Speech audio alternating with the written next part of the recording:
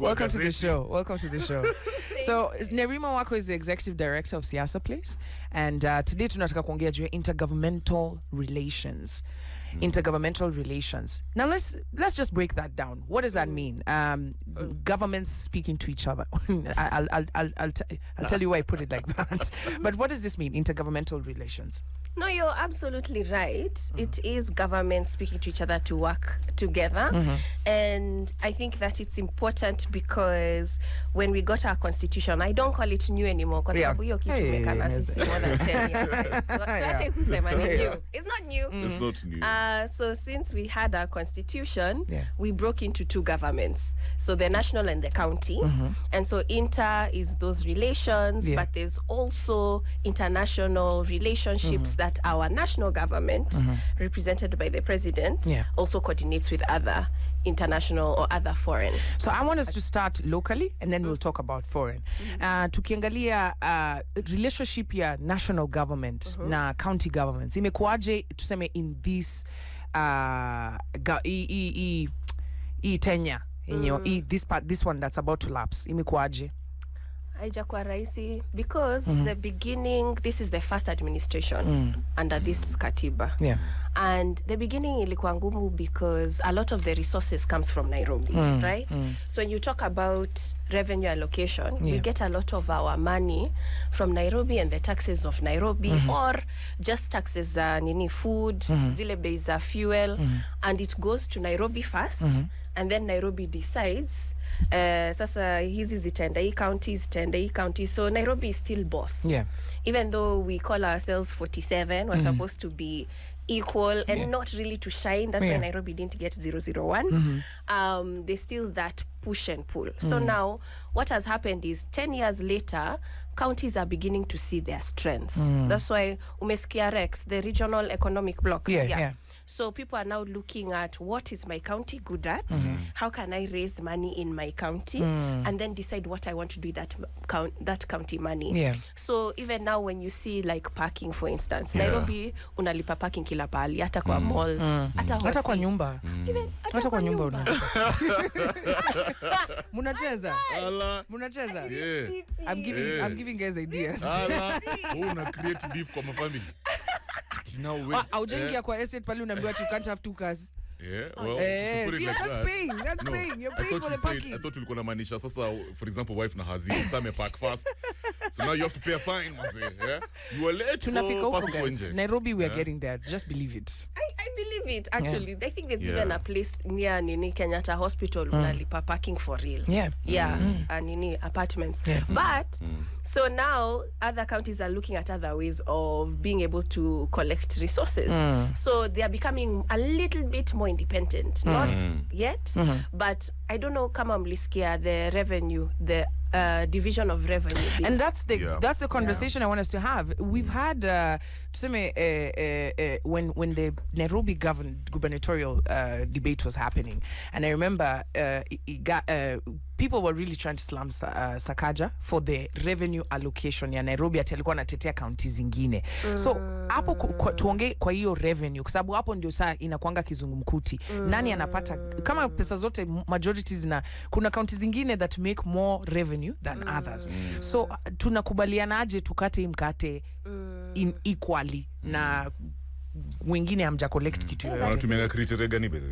that thing was a very heated debate because a lot of the counties that receive little resources ni zile za mbali, the northern frontier, so Marsabit, Samburu, Isiolo, and there are guys who always say, they are not hapa si Kenya. They always feel like they are second class. So it was a push to at least give them more resources because according, like, if we look at development, wako nyuma sana. And, the argument is, no, those guys, they get a lot of resources because their SAL region actually receives extra funding so to catch up with the rest of the country. For those of you wondering, we're talking about semi-arid? Yes. Semi and arid regions. Correct. So because of that, now the argument was, which I also agreed with Sakaja, the reason why Nairobi inapata domingi is because of the high population. There are guys who live in Kiambu, like me, Kiambu County, and then you transit to Nairobi every day at Machakos County. So Nairobi has a lot of people. So the argument is the number of people, population, determines the amount you can receive in budget. So places like Nairobi are very crowded but small compared to other counties that are very large, big, and few sparsely, people. So that's the argument. They're saying no, it shouldn't be based on the population. Some people are saying, you had that whole thing, every shilling, every person, every shilling. Sort of. That's actually what Azimio flag bearer is saying. That one person, 1 shilling, one vote, I think. So that's the argument behind it, that if we're several people, there's a large population, then it should receive more resources. If it's a small population, it shouldn't. But those larger counties need more resources, honestly. Tukiongea juu ya barabara, kitu kama expressway, to go through that whole county. See, they'll need more resources to do that. So it's actually the opposite. Because if we're talking about development, if we're talking about infrastructure, those counties wako nyuma sana kabisa. So the funding required is much, much more. Okay. Let me ask you, in terms of funding, because I hear, for example, Azimio, they're proposing they're still going to allocate more funding to counties. Is it that there's more problems that needs to be tackled in the counties? Maybe wages, no mob sana. I mean, or are we not using the money that we have already? We're not using it vizuri. We're not using it vizuri. Yeah, there's a lot of corruption in the county government.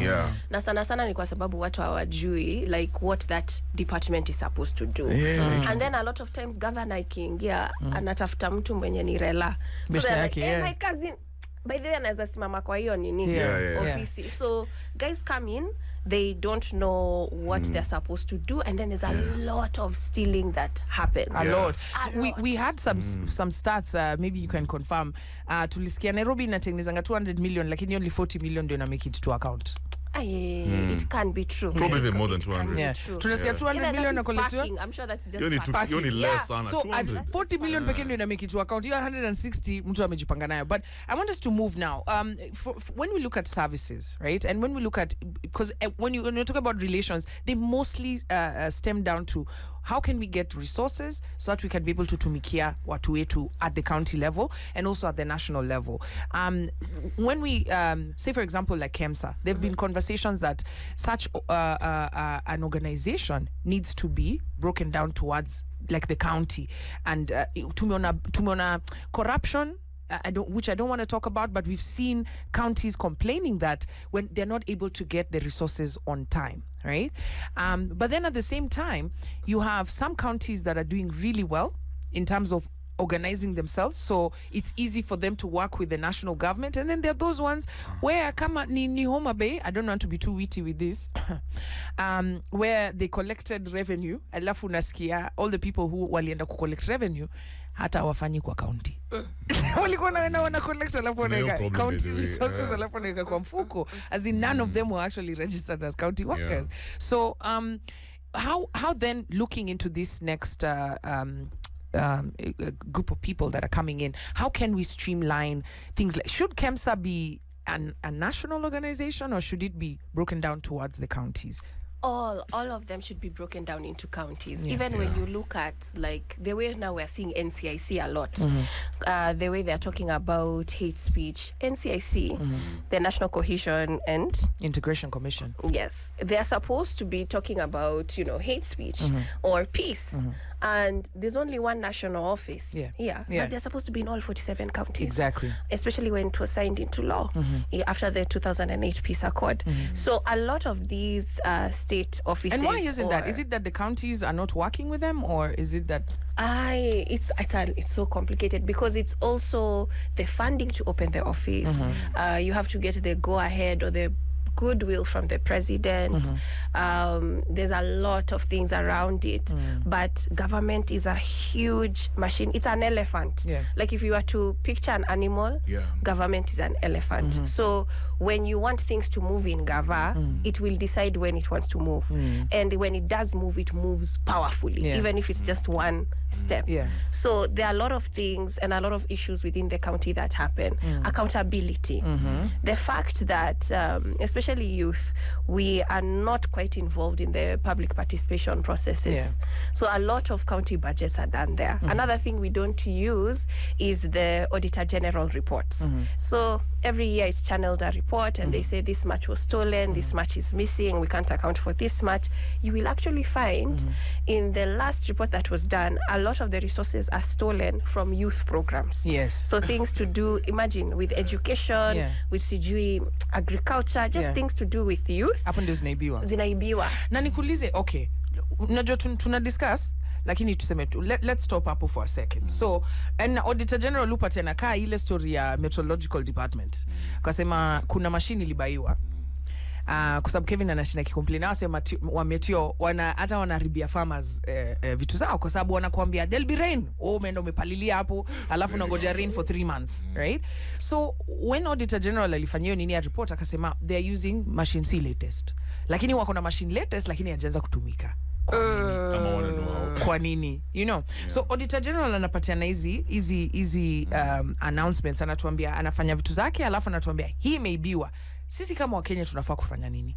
Tunafaa kufuata. A lot of times, like civil society organizations like mine, what we do is ask letters. Like we write a petition or a memo to the county department that it's dealing with, and ask, hey, according to this report, because in our constitution, Article 35, access to information is your right. So you can just request. I saw this report in the newspaper. You can even date it and request for information. Can I have more information on this? Whether it's credible. NERIMA hata kwenda kwa huduma center. Unakumbuka ile chalimu alikuwa anatuambia alienda kwa youth office kwenda kutafuta ile fund, youth empowerment fund. Kufika huko azin hata kuvinyo walimongelesha shaenda kwa ofisi ya county wachana na ya Nairobi unajua ya Nairobi mimi hata nimetembea huko hata misi I don't care na hakuna mtu ananijua, but most people will tell you that even to access this information kuna gatekeeper hata tumwambia unaitisha kwani wewe ni governor, you know, so then how do I take it next step? You have to now collaborate with other groups, because now what we have done, and this also has happened in a few counties that we've worked in, where when you go as an individual yourself, maybe even representing your organization, a youth group, they ignore you. But then the thing that a lot of youth don't know is write a letter and write it formally and have it signed and have it stamped. Government has to respond. If they do not respond, you can come in 2 weeks. And then you say, you know, following my letter that I sent 2 weeks ago. And then, because once they receive the letter, the receptionist actually has a stamp that says received. Okay. And you're able to go with your copy and you have proof that you have tried to communicate and there's been no response. So are you saying it's possible that Wakenya wandikangi barua, they don't request for meetings? They don't. So tukisikia KEMSA 20 billion has been stolen. Tumeka hapo 2 years later hakuna kitu imefanyika. Lakini in the same breath tunasikia pesa ya HELB itakuwa short by 3 billion. So again going back to kuna mavijana, I've had these talks in different universities, nikauliza, so you know maanisha kuna vijana wenye education yao ita stop, right, because hawana hiyo access, right? Lakini tunajua kuna doza KEMSA zilibiwa na bado hakuna mtu ameshikwa. Kuna mtu yote ameshikwa? Nothing. Nobody hata kuambiwa this, hata kumparambulate hapa ndio tumuone. Nothing. No one has been prosecuted. Right? So and we're talking about those billions could have been channeled into, you know, into this. If it's not in KEMSA basi tuiweke hapa kwa education. So kuna kijana labda amesikia story na anasema okay, hiki kitu imeniudhi and I really want to ask hii story ya KEMSA imeendaje. You know, how do we go about it? Because at the end of the day, these are Kenyans' funds. And tunashinda tukiambiwa we're not participating. We're not, you know, we're not asking the right questions. We're not holding leaders to account. Na hata ule mwenye nilipigia kura na yeye pia ameingia kwa hiyo ofisi ya mitanfisi. So nitafanyaje? And you're talking to Kenyans all across the world who are facing, unajua ni Homa Bay. Homa Bay, yani pesa zao zilikuwa zinakula kwa biscuit. you know, revenue imekolektiwa. Mazi. Unajua kitu nilikuwa na check, there was a time when elections ilikuwa zimeanza, especially when kabla Martha atajwe na Azimio. Ruto alikuwa hit the ground running. Alafu it was like 3 years before. No. This year, I think. No, like late last year. Tukaanza kusoma vile Raila alikuwa anasema there's a plan on how to sort out public service. Tumerealize kuna mashida mengi inaribu culture ya public service. Let me ask you something, Nerima. Ukicheki yo manifesto ya Ruto, the plan, because he keeps on saying, he has a plan. Raila pia, Wajakoya. Is it possible to change culture iko public service? Culture ya bureaucracy, siasa, umesema because here we're talking about intergovernmental relations. Lakini surely culture yenyewe hata unapata one arm of government is being political, he doesn't want to work with the other one. Can we sort out all this nonsense? Not in one term. I think it's something that has to be very slow because even thinking about your story, and we have an example, is when the president appointed Madam NERIMA Wako Government to be the chair of the board of the National Employment Authority. we as young people, we came together and we said, this appointment, Yani, I don't think that this lady is qualified to understand how the youth are really paining right now. And so from a point of, okay, we're feeling helpless, what do we do? Kenya has avenues for public litigation. The fact that every citizen actually has a right to go to court. You do. That is such a powerful right. It's true. You might not have the expertise, but you can have organizations that do that sort of work exist. And a lot of them do it pro bono. But what we did was come together with several youth organizations, basically saying, do you guys feel the same? You know? Because with youth, you have to come together. Sasa your story ya help. He has to mobilize with youth who are also in the same pain point, and then you create a structure, whether it's a consortium, a coalition, a network, just a lot of you pamoja na mnaandika like a petition. You can go to the courts, and it would be, for us, the judgment was basically the fact that the way she was hired, it didn't follow due process. And so she was asked to step down, and that whole story, Sakaja took it over, and because he's the one who brought NER into parliament. So it's not that we have seen changes quickly. So I'm coming back to your answer on government. That position remained vacant for a very long time. Yes. So now we're back to another issue. Tulisema sisi hatutaki huyu, lakini tunataka mwingine mwenye akona qualifications. Lakini walisema sawa, tutaacha nini open blank. So that's what happens in youth space. So even when you go to the different counties with the youth departments, you don't have an official officer. You'll be acting youth officer, acting, because it holds a lot of power. It holds a lot of power. If youth were to follow up with these questions on accountability and funding, people would be held accountable, and that would mean there's no loophole to steal money. But that's from us as youth. What about internally as the government? Is this something that they can't just achieve? Streamline public service, make service delivery haraka. This thing for all government officials doing business with government again. Is it possible to change that culture? It's possible, and I think it's shifting, because now a lot of things that we do that are services by Gava is on e-citizen. So we have sort of shifted to digital. Ata historia huduma, there are a lot of things that we would find loopholes in Gava that now we are removing those middlemen. So it's happening, and it's happening quickly. But then government is still working like 50 years ago. Bado wanatumia files. Unajua unaingia maofisi and they're just papers, But you don't even know. But inakuanga pia what you said, unaingia place alafu unahaya mabeshte yako, badala kuhaya wasi wenye wako digitally literate.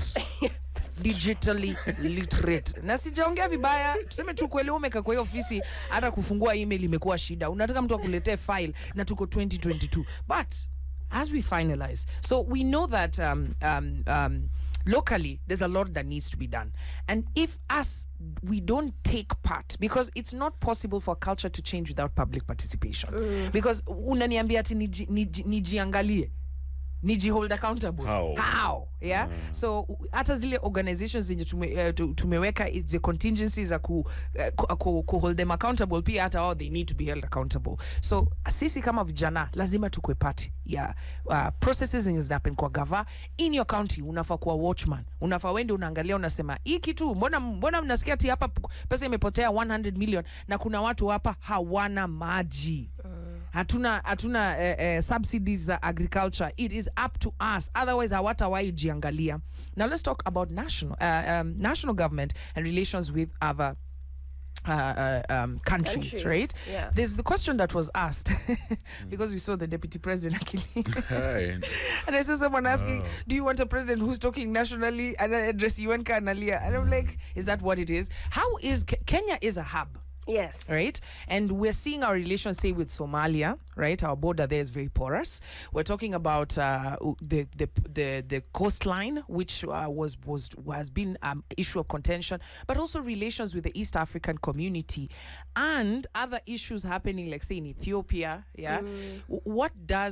How does Kenya relate with other countries? Also, in East Africa, I would say that we do okay. Actually, if you talk to even people from other countries, that are Tanzania or Rwanda, Kenyans are, sometimes I get that we are bullies. And it's because of Tanzania watakushow. It's a fact. We think we are smarter. So we come off a little bit strongly.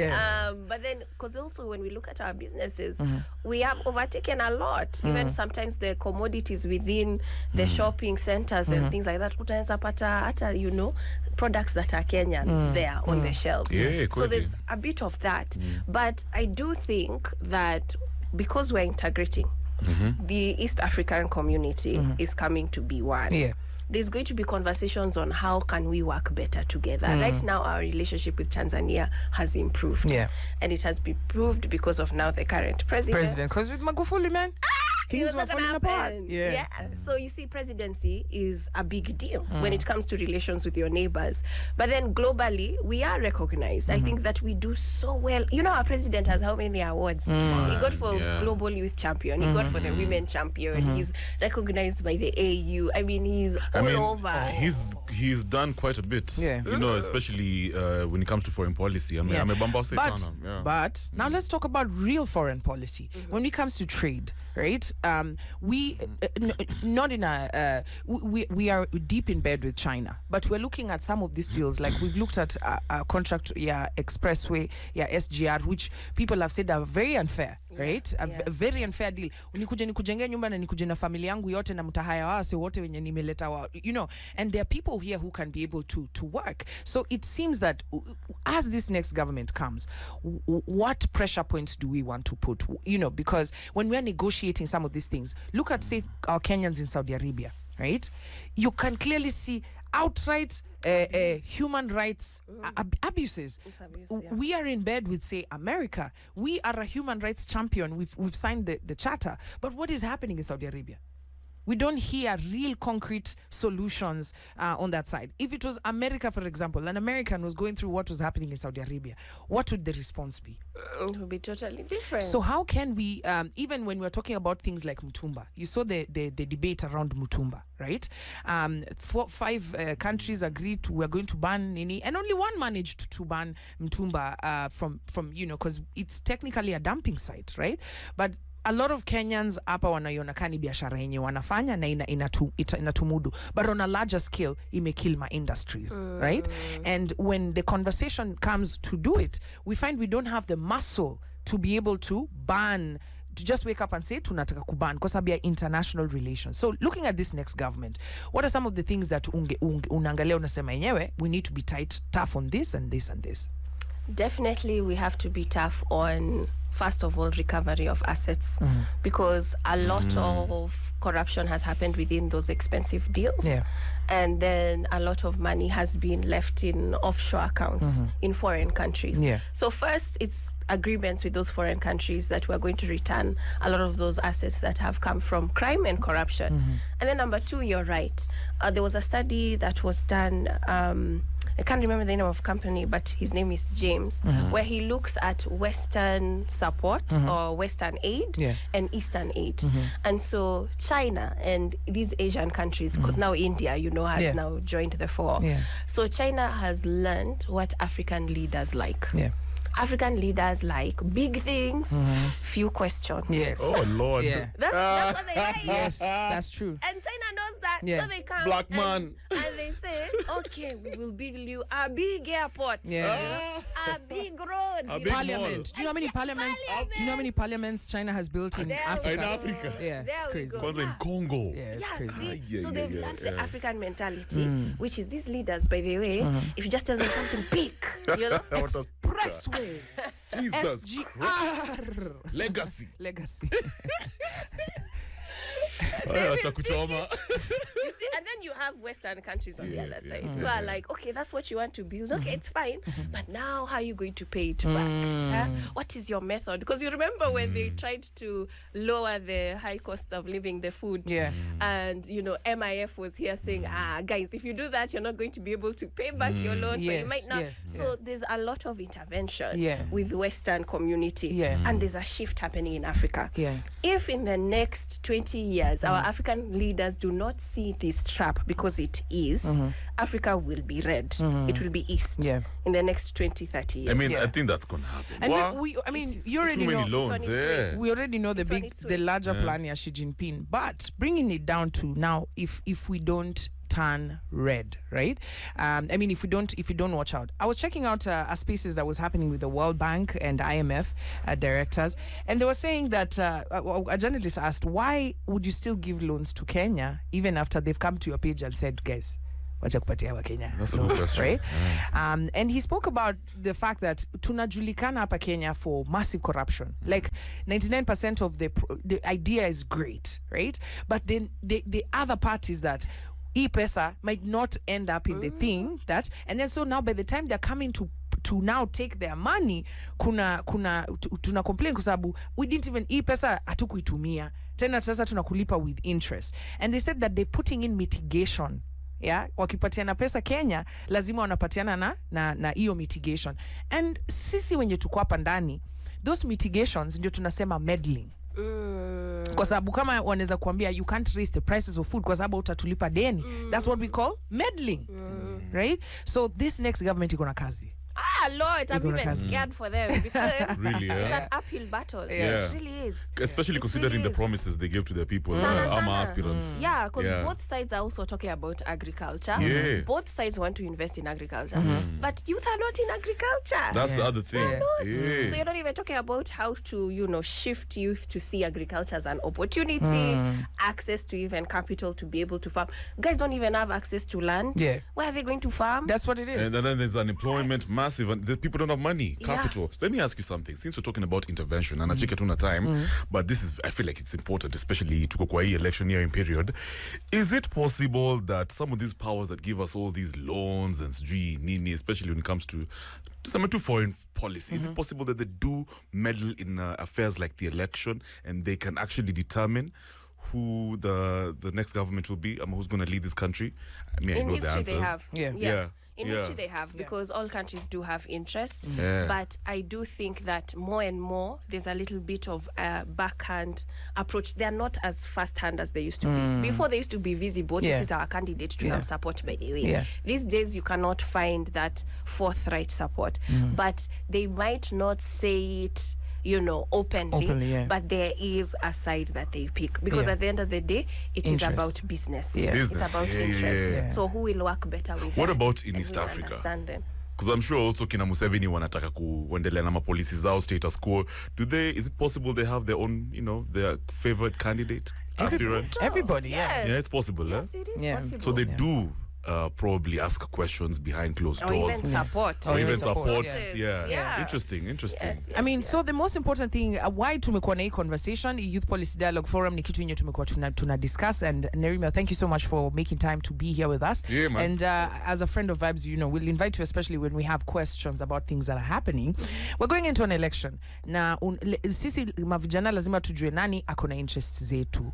right? Nani na interest zetu, how do we hold that person accountable akienda kusign deals? Kwa sababu hii nchi ni yetu, na kama kuna opportunities zinafaa kwa za Wakenya na si za watu wengine huko nje. Na kwa sababu tunasema kwa county yako huyo governor mwenye mnaenda kuvutia ama au MCAs ni watu wenye wanaweza work together ku ensure that ile pesa yenye inatoka kutoka national government inaingia na inafanya ile kazi inafaa kufanya. Because I've noticed that if there's one thing that the county governments have done so well, just like the national government, as in if they were, if national government to say that's my child, it's corruption.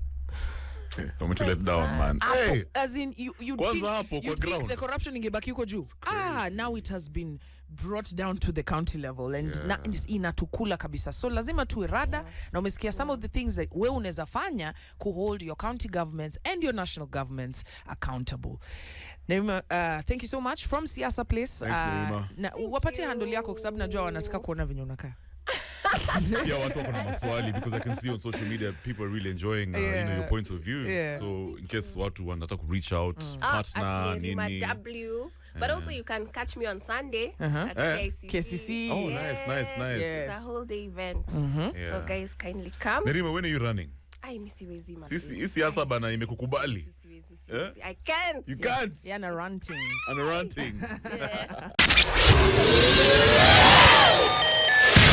This is the Modern Vibes on Vibes Radio.